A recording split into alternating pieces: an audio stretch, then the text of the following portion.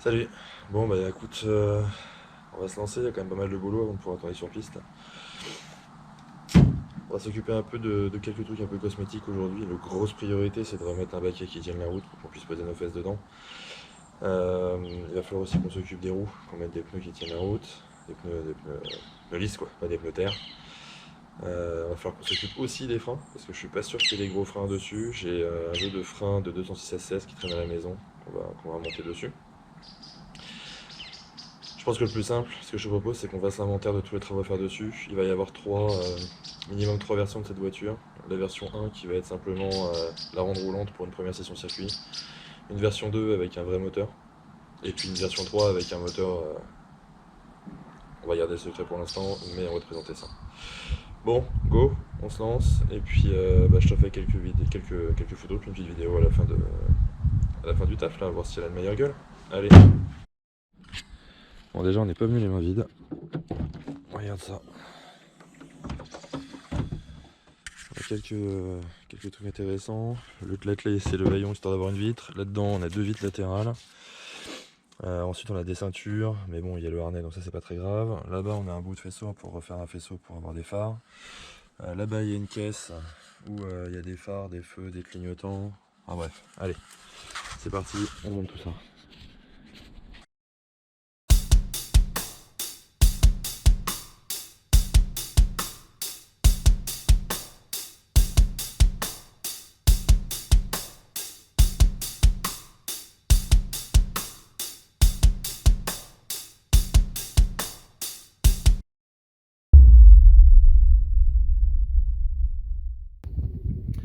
Regardez ce qu'on vient de ramener. Pas mal de pièces, il y a un faisceau, il y a tout ça, ce qu'on avait récupéré de la donneuse.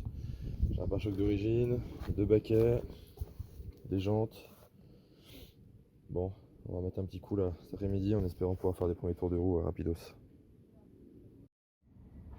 Bon, la grosse question que je me pose là, clairement, qu'est-ce qu'il y a comme frein là-dessus? Attention, attention, attention. Bah du GTI. GTI 1.6 a priori, ventilé. Donc étrier chape longue, par contre flexible de merde d'origine. Donc il faudra remonter sûrement la du Ritavia. Bon c'est pas du Connie, c'est du Bilstein en fait. Il faudra mettre un petit coup de propre mais c'est pas mal ça. Bon, au moins on sait où on va. Bon, pour rappel, c'est une caisse qui est faite de la terre, hein, donc elle a un peu souffert. Triangle mort, rotule morte. Bon, bah, y a ça à changer. Bon, admirons le super montage des phares quand même. Phare Fignot. La petite plaque qui va bien. Bon, c'est le taf, hein. La contrôle.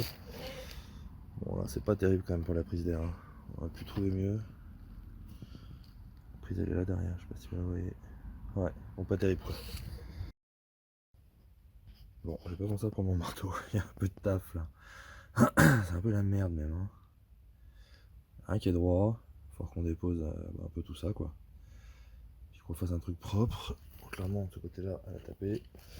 Là, ça va encore. Donc, ouais, c'est bien pourri aussi. Fixations de pare-choc, elles sont rincées. On va s'arrêter là pour aujourd'hui. J'ai ultra froid. Donc, dans les travaux faits, les gens ont mis des pneus plus adaptés. Les baquets sont montés, mais ça ne va pas, faut reprendre. J'ai commencé à mettre des ceintures de série aussi, parce que ça j'en aura besoin pour le contrôle au bout d'un moment. Et surtout, la grosse différence, c'est la face avant. On va quand même remonter pare-choc et jupe de 205, ce sera beaucoup plus beau. Mais bon, déjà, c'est mieux quoi. C'est bien mieux. On dirait le grillage de poule de merde là. Bon, il y a encore du boulot, hein. Mais c'est cool déjà.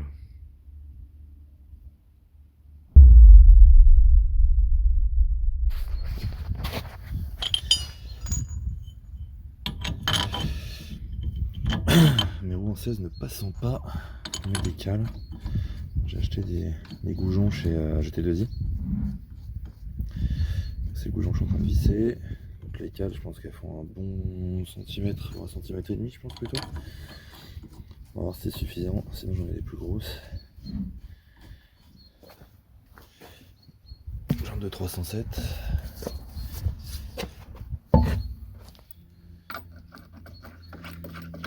C'est parfait, c'est bon espacement.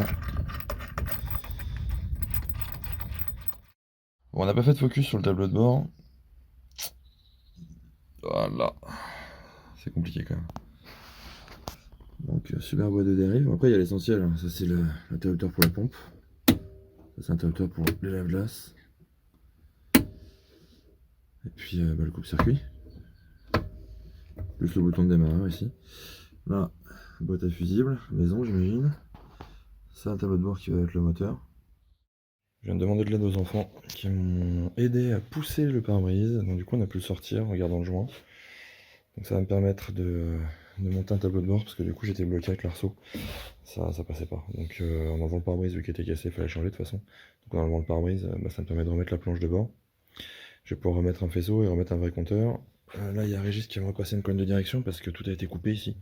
Donc je peux pas mettre de commodo, que ce soit le clignotant ou alors les essuie-glaces. On voit que ici ils avaient déporté une patte, ils avaient mis un commodo de, je sais pas, peut-être de saxo ou autre chose, bref. Enfin, c'était fonctionnel quoi. Donc là on va mettre un truc propre. Et puis on va commencer à rhabiller gentiment.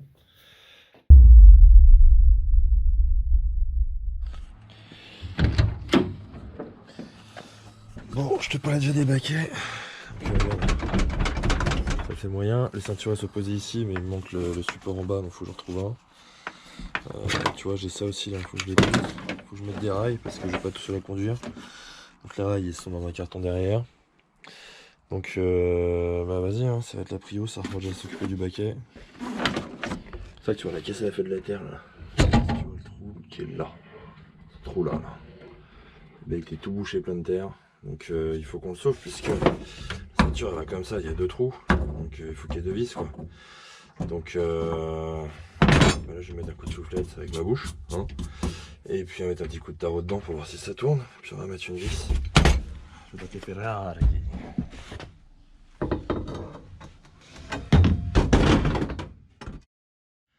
on y est enfin. Là l'objectif c'est de refaire le train avant. Donc avoir un truc qui tienne la route pour aller faire de la piste. Un petit peu plus tôt tu as vu dans la vidéo qu'il y avait du jeu dans le train avant. Pour moi c'était il y a pas mal de mois en arrière. Là l'objectif c'est de changer les triangles, histoire de ne plus avoir ce jeu. Ensuite on monte les freins de la 206 S16. C'est pas le top du top, je pense qu'à terme je mettrai du 307 HDI ou un truc comme ça. Mais là en média j'ai ça sous la main et c'est bien mieux que les freins GTI 1.9 litre. Et puis j'ai des Duritavia qu'on va monter aussi. Donc ça plus les amortos qui sont bien raides. Ça devrait être pas mal, mais je pense qu'à terme il faudra la rabaisser. Mais pour ça il faudra que j'ai les bonnes jantes, avec les bons pneus et tout ça, et on n'y est pas encore. Bon, j'ai tout remonté comme c'était quand j'ai eu la voiture. Donc tu retrouves à nouveau les freins dans les 6, tu retrouves, c'est la merde. Pourquoi j'en suis là? C'est parce que comme il y a un moteur de merde dedans, un moteur Citroën 1,4 litre, je sais pas quoi là, qui avait été monté, enfin je comprends pas l'intérêt du truc, mais ça a été monté comme ça. Si, a priori c'est pour l'injection peut-être, mais bon. Toujours est-il que ce moteur là, ils ont modifié les supports moteurs, ils ont collé le moteur dedans, la boîte qui va avec, les cardans qui vont avec, et j'imagine les pivots qui vont avec, donc enfin pour les cardans quoi, pour que les cardans passent dans le pivot.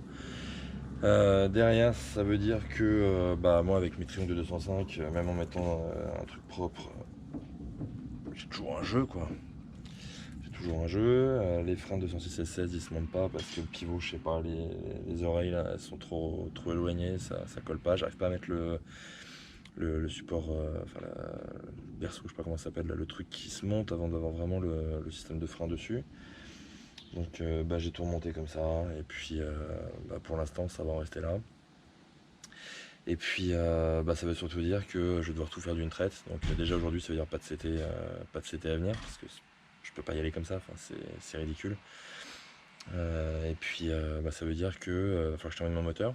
Donc ça tu le sais pas encore, tu verras dans la vidéo qui va venir, mais je suis en train de préparer un moteur qui va aller dedans. Avec ce moteur viendra la boîte, viendra les cardans, viendra les pivots, et avec tout ça je pourrais remonter, du coup j'aurais plus de jeu à l'avant, et en plus je pourrais remonter mes freins dessus avec les Duritavia et tout ce qui va bien pour que ça freine. Donc le projet pour l'instant il s'arrête tant que le moteur est pas prêt. échec. Échec. Alors, je vais quand même inventer quelques trucs dans l'habitacle, mais c'est frustrant quoi. Donc, enfin bon, c'est ça la mécanique aussi quoi. C'est pas que des trucs qui se montent tout seuls, c'est aussi pas mal de déconvenus, d'autant plus quand tu connais pas la voiture et qu'il y a eu plein de modifs un peu chelous qui ont été faites. Donc, bon, pour l'instant ça reste comme ça.